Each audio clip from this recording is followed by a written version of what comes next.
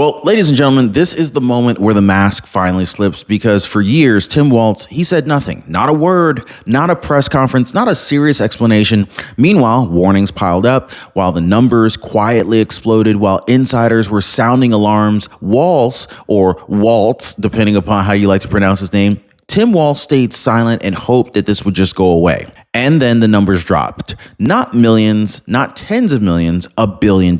And this is when it happened, guys. That's when Tim Walz gave up. Suddenly he's tweeting. Suddenly he's talking responsibility. Suddenly the man who vanished for years, he wants you to believe that he's leading the charge. Tim Walz thinks you're stupid. I mean, is anybody else other than me offended by this? But here's the problem, guys. When you go from silence to scrambling overnight, that ain't leadership. That is panic. He's scared. He's running because the fallout isn't local anymore. This didn't stay in Minnesota. The Treasury stepped in, federal eyes locked on, and once that happens, the playbook changes real fast. And you could hear it in his words. I mean, let me know, y'all. I know you guys are hearing it. You could see it in his pivot, the excuses, the deflection. I mean, the same tired talking points rolled out at the exact same moment that they stopped working. And now national figures are weighing in. The scale is undeniable. The damage is real. And the question is, if this explodes further, it's how far it goes and who gets caught standing in the blast radius. So tonight, I'm gonna break down exactly what is going on, how Walz folded, why the timing matters, what triggered federal involvement, and why this story just crossed a point of no return. Stay with me, guys, because once you see the sequence, you're gonna understand why this didn't happen by accident and why it's only getting bigger from here. Hit the like button. Thank you so much for subscribing to the channel. And for those who are already subscribed, make sure you're still subscribed. All right, let's go ahead and start with the moment that everything changed, because this is where the title comes from. For years, Tim Walz, he said absolutely nothing. Total radio silence, no urgency, no accountability, no curiosity, just avoidance. And that silence wasn't accidental. It was strategic. As long as the story stayed fragmented, as long as it stayed local, he could pretend it didn't exist. But then came the pivot. Out of nowhere, Tim Walz suddenly finds his voice. Tweets start flying, statements get released. He's deeply concerned. He's taken responsibility. And the speed of that shift tells you everything you need to know. This is not confidence. That is panic. When a politician goes from pretending something isn't happening to urgently trying to frame it overnight, that's the telltale sign. That's the moment when they realize that the story has escaped containment. Walz didn't step up. He folded. He gave up control of the narrative because the narrative was about to control him. Now, here's what really kind of makes the panic even more revealing. This wasn't new information. No, guys, this was not new. Don't let them lie to you. I don't care what CNN or MSNBC or the New York Times, I don't care what any of those people say. This fraud didn't appear out of thin air. Investigations, warnings, and internal concerns existed for years, including during the Biden administration. The groundwork was already there. The signals were already flashing, and yet nothing. No aggressive oversight, no urgent reforms, no serious public reckoning, nothing. Instead, the problem expanded quietly while leadership looked the other way. Now, that's not ignorance. That is tolerance. Because when you're warned early and repeatedly and you still do nothing, you're making a choice, okay? You're choosing political comfort over accountability. You're choosing optics over action. So when Walz now acts shocked, when he pretends that this is all blindsiding him, that's not believable.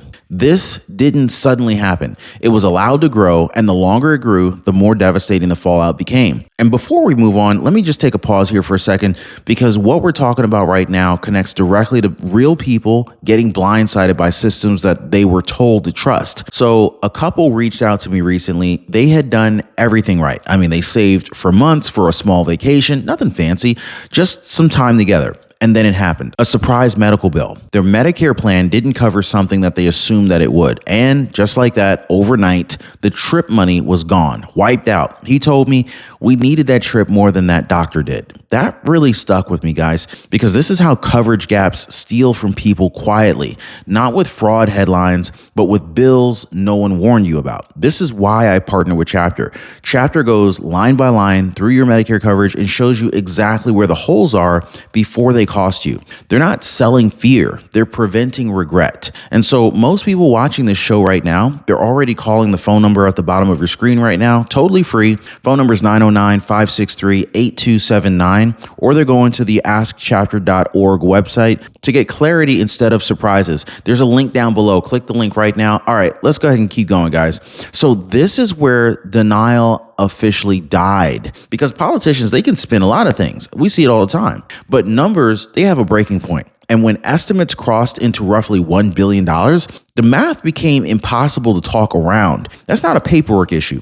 That's not a misunderstanding. That is a systemic failure with national consequences. Now, for a very long time, this story lived in the shadows of millions here, millions there. That's easy to minimize, right? But $1 billion flips a real switch. It changes how federal agencies look at you. It changes how the public reacts, and it changes how fast the walls start closing in. That's why Walz's tone changed when it did. Not because of a new moral awakening, but because the scale finally triggered outside attention. He's like, oh crap, I gotta do something. Yeah, so once the number hit that psychological threshold, this stopped being a state embarrassment and became a national problem. And Walz knew that for a fact. So now here's the part that makes this even darker. Reports, they didn't just magically surface after the damage was gone. No. According to public reporting and testimony, people inside Minnesota's own system were raising alarms long before this $1 billion figure ever even appeared. Red flags, irregularities, you name it. Rapid claim growth that made no freaking sense. And instead of tightening oversight, investigation slowed down. In some cases, they stopped altogether. That's the key detail that most defenders avoid. Because when insiders are warning you and your response is delay, deflection, or just straight up silence, that's not oversight. That is failure. That is leadership failure. So at a bare minimum, that's what it is. A lot of people are calling what it is or what they think it is. Drop a fraud down below if you think it's fraud. This is why Walz's sudden concerns ring hollow. You don't get credit for reacting after the fire consumes the whole building and burns the whole place down, especially when people were pounding on the doors, yelling that smoke was filling the hallway. This is where Walz's own words come back to haunt him, because when he finally issued a public statement, it followed the classic crisis script: platitudes, vague concern, and then that line, "the buck stops with me." I hate that stupid phrase. It was meant to project leadership, but instead all it did was do the opposite. Because you can't claim ultimate responsibility after years of inaction and expect applause. Once you say that the buck stops with you, you're no longer a bystander. You're the owner of the outcome. And that single sentence right there, it reframed the entire scandal. Suddenly, the question wasn't who committed fraud, it was who allowed the conditions for it to thrive. Now, Walz didn't calm the situation. He confirmed what critics had already been saying all along. His attempt to sound decisive, it only underscored how late he was to the moment. In crisis communications, timing is everything. And this landed as an admission, not as a solution. And right on cue, the next move appeared. So instead of addressing oversight failures, Walz pivoted to familiar territory. Broad statements about not blaming communities, claims that fraud exists everywhere, and warnings against dangerous rhetoric. It was the same playbook that Democrats have relied on for years. But here's the problem. It's 2025 now, sir. People are not confused about the difference between collective blame and accountability anymore. Calling out patterns, failures, or policy consequences isn't racism, it's governance. And trying to shut down scrutiny by reframing it as prejudice only fueled more skepticism, and it pissed people off. And so rather than lowering the temperature, the pivot raised it. Viewers saw avoidance where they expected answers from Tim Walz. And once the audience realizes a politician is changing the subject, trust collapses real fast. This is exactly what happened here. The deflection didn't protect Walz, it exposed his little butt. Now, this is the argument that Walz carefully danced around, because once you address it, the entire narrative shifts. When defenders say fraud happens everywhere, they rely on raw numbers. But raw totals don't tell the real story in a country of 330 million people. Per capita analysis does, okay? And so this is where things get very uncomfortable, all right? So per capita comparisons remove population size as an excuse. They show concentration of problems, okay? They show patterns. They reveal whether a problem is isolated or whether it's systemic. Well, Walz never engaged this directly because doing so require explaining why certain programs balloon so rapidly in such a narrow window of time. Now, avoiding that discussion didn't make it disappear, it made people more suspicious. When leaders refuse to address the most obvious analytical question, audiences assume that the question or the answer isn't favorable. This is how public trust erodes, not through accusations, but through silence where clarity is demanded. And this is the moment that everything escalated. It blew up, okay? Once the Treasury stepped in, this stopped being a Minnesota problem. Federal oversight means financial flows get traced, reporting standards tighten, and excuses evaporate. Treasury doesn't move in for optics. It moves in when the scale demands it. That shift matters because it changes accountability. State leaders lose control of the timeline, the investigation widens, and the consequences extend beyond local politics. Now, for Walz, this was the nightmare scenario. Federal scrutiny strips away narrative control, and it replaces it with audits, documentation, and enforcement. It is the difference between a press conference and a paper trail. And once that happens, the question isn't whether mistakes were made, it's who signed off, who delayed action, and who knew when. And who knew what and when. That is why this story will not cool down. It ignited. All right, so let's be very clear. Context matters here, okay? Because this didn't unfold in a vacuum. Under President Donald J. Trump's current administration, the posture is clear. Institutional fraud isn't treated as a messaging problem. It's treated as an enforcement problem. That shift alone changed the temperature. Agencies aren't waiting for state officials to get comfortable anymore. If the numbers spike, if the controls fail, federal scrutiny follows. This is why this case accelerated once it crossed a certain threshold. The administration's stance puts pressure on process, documentation, and accountability, not press releases, and it completely removes the usual buffer politicians rely on to slow walk consequences. Now, for Walz, that meant fewer escape routes. Once federal attention sharpened, this stopped being about explaining intent and it became about explaining outcomes. In this environment, hesitation looks like concealment, and that's why panic became invisible. Then came the moment this went fully national. So when Stephen Miller weighed in, the framing changed overnight, folks. So by calling it the single greatest theft of taxpayer dollars, he didn't just criticize policy, he redefined the entire scale.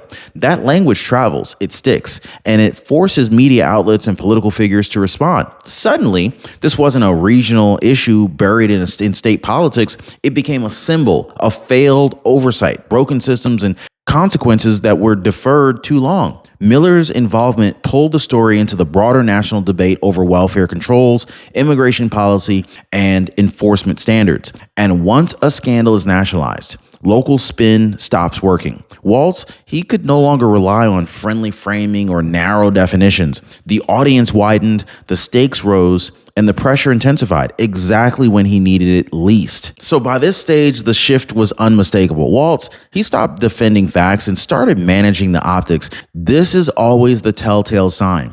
When leaders believe that they still have control, they argue substance. But when they know that the ground is gone, then they focus on tone, outrage, and framing. I mean, you could see it in the way that answers are shortened, in the way responsibility is blurred, in the way statements became about how people were talking instead of what actually happened. You see what I'm saying? That is not confidence. That is clearly damage control. And once public perception flips, it doesn't flip back easily. The silence, the delay, the sudden pivot, the federal escalation, all of it stacked up. Walz wasn't debating critics anymore. He was defending his own credibility. That is the moment a politician becomes the story instead of the manager of it. Not charged in court, but judged publicly. And in politics, that judgment carries consequences long before anything formal ever does. So here's the key point as we kind of wrap this up. This isn't the end of the story. It's far from it. In fact, look, Treasury involvement doesn't conclude quietly. Oversight doesn't reverse itself. Once federal agencies step in, timelines extend, scrutiny deepens, and new questions emerge, this moves slower, but it does still move forward, okay? Politically, the damage lingers. Trust doesn't reset just because of a statement, and the narratives don't disappear once they go national. Every new development reopens the same question: who knew what and when? That is why Tim Walz's panic mattered. It wasn't just about embarrassment, it was about inevitability. The moment he broke silence wasn't strength, it was recognition that control was gone. This story crossed a threshold. It left Minnesota politics and it entered national consequence. And once that happens, you don't rewind, you brace for what comes next. That, my friends, that is where we are right now. We'll see you next time.